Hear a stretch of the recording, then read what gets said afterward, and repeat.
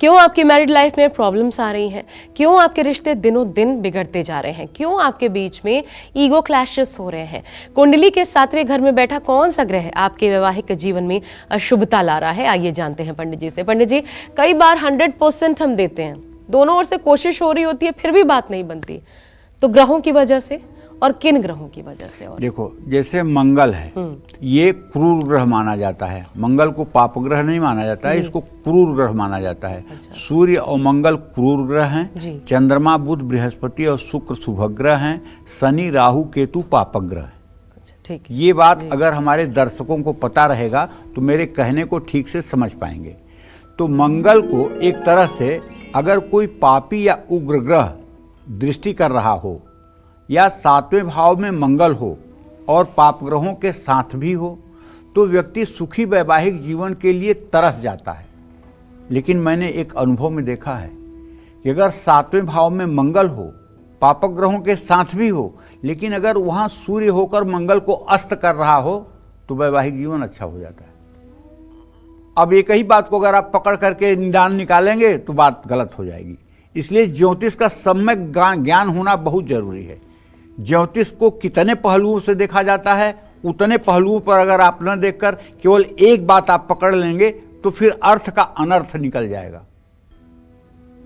लेकिन अगर मंगल है, शनि के साथ है, अस्त नहीं है, राहु के साथ है, केतु के साथ है, तो ऐसे लोगों का जीवन, वैवाहिक जीवन बहुत संघर्षमय होता है। जिन लोगों की कुंडली में 7वें भाव में मंगल होता है, ये लोग क्रोधी होते हैं, क्योंकि मंगल की पूरी दृष्टि लग्न पर जा रही है। ऐसे लोग बात बात पर तुनक जाते हैं।